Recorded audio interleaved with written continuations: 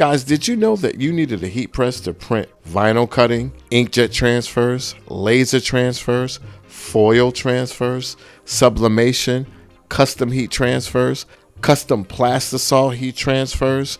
You even need a heat press to cure DTG prints. That's how essential a heat press is to most t-shirt businesses. And in this video, I'm going to show you a couple. All right, guys, in today's video, we are going to go over the difference between something like this. All right, guys, this right here is a very old and old-fashioned heat press, and something like this. And this is a brand new Johto 15 by 15 heat press, okay? We're going to try to compare them. And let me just tell you something, guys. Sometimes you really do get what you pay for. T-shirt help desk. What's up, guys? Gary Ejene, t-shirthelpdesk.com. Make sure you go down and you click on that subscribe button, click that notification bell, and if you're watching on Facebook or Instagram, follow us so you'll be notified of all this great information we have on the t-shirt industry.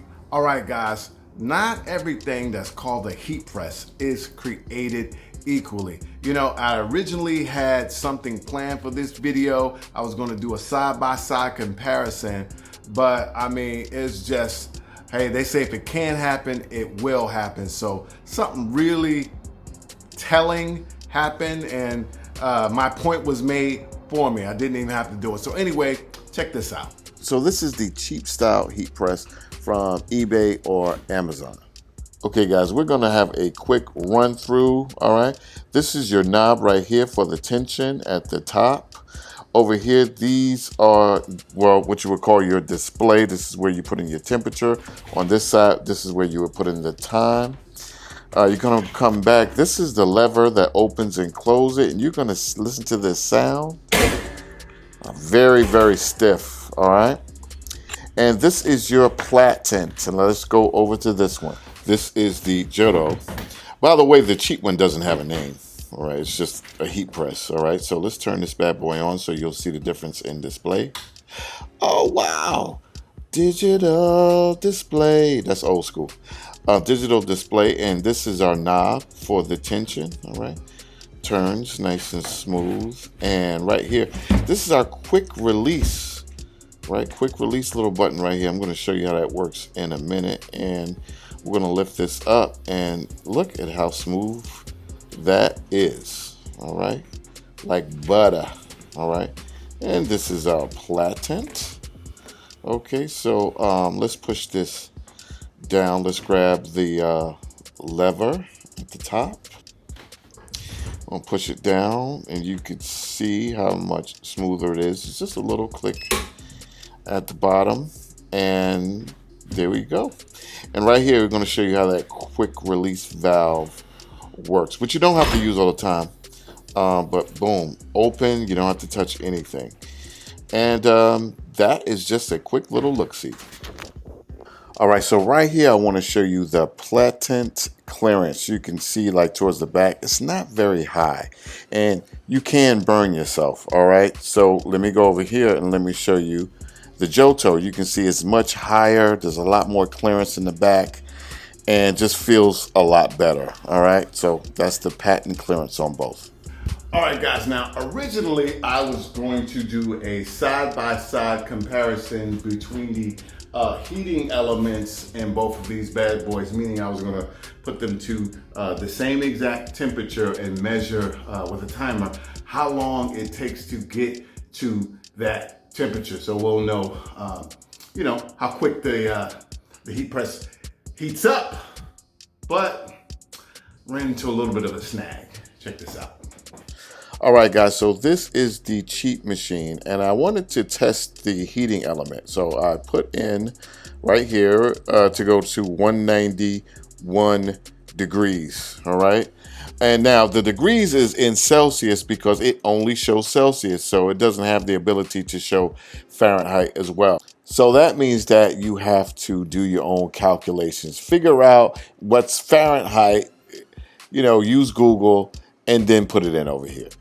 So I put that in and I let it go, and it stopped. All right.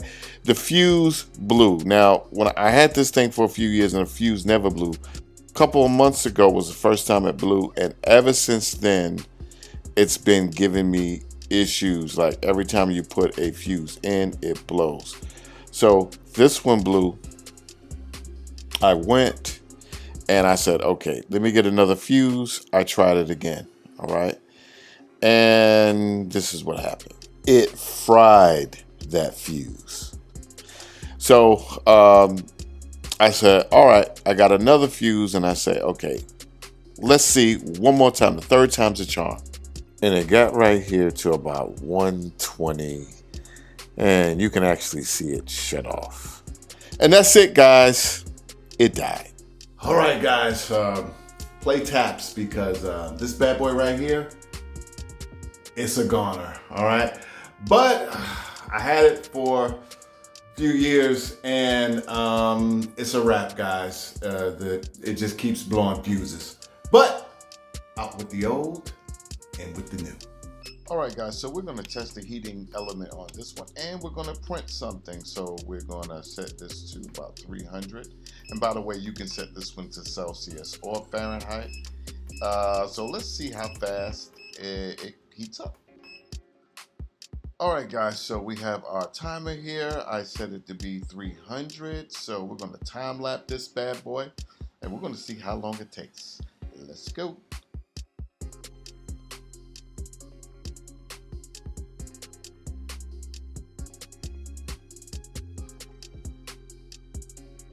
That's it, 10 minutes and 21 seconds to get to 300 degrees, which is pretty good. So now let's test the heating surface and see just how consistent it is at 300 degrees. All right, now, so we're going to test this platen, okay? See the consistency all around. Sometimes if the consistency is really, really bad, it's never gonna be 100% on any heat press in terms of every corner being the same, but you just want to keep it within, you know, a few degrees. All right, so let's do this. Let's go to the center.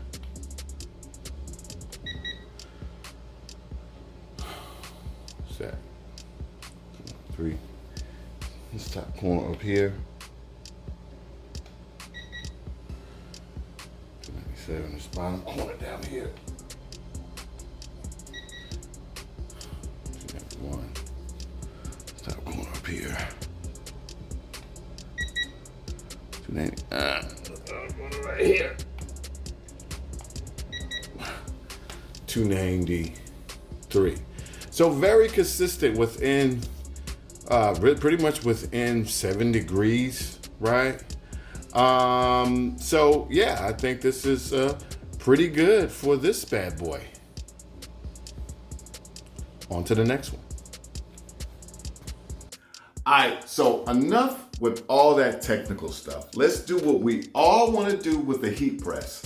Let's print some t-shirts. So we are about to press a shirt, and we're going to use these awesome super color transfers right here. Now it says right here it should be at 285 to 300. I got it set at a little bit above 300, and the time is 10 seconds. I'm gonna go a little bit longer than that.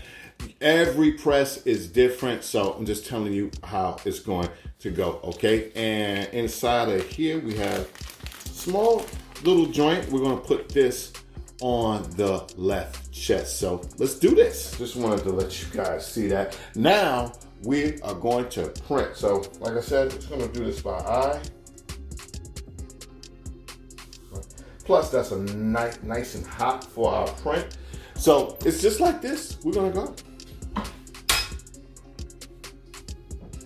And I'm gonna show you something. Hands-free, baby, hands-free.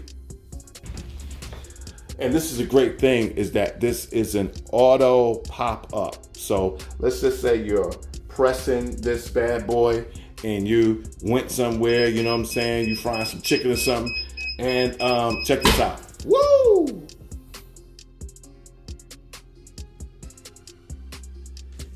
Bam! Look at that. Woo! Look at that. Look at that. Look at that. Look at that. I mean, that's better than screen printing. Right there, whatever you want. This is the thing about a heat press. It changes the game. And there's nothing like having a good one. All right? And also, I love how I can work under here. You know, it's really great. And I don't even barely feel the heat. So really great what they call ergonomics. All right. So anyway, guys, that's that beautiful shirt. Beautiful, beautiful, beautiful print. All right, guys. All right. I'm styling. Anyway, guys, if you're interested in a really nice quality heat press, make sure you go, there's a link down in the description box. You can go check out this Jodo heat press at a fantastic company called Heat Transfer Warehouse. All right. And also, if you want to get the best, in my opinion, the best heat transfers in the game to start your t-shirt business, make sure you also, it's all right there at Heat Transfer Warehouse. Super color, all right? Super color, okay? You get some really great transfers, get a really great heat press. Honestly, between the heat press and the transfers, baby, you got yourself a t-shirt business. So anyway, you know what I'm finna do. I'm finna put some butter on my shoes and slide on out the door. Cheers to your t-shirts. God bless you. Start a t-shirt business and die trying and do something good for somebody. And if you don't have anyone to do something good for, you always got yourself. Do something good for yourself. I'm out. God bless.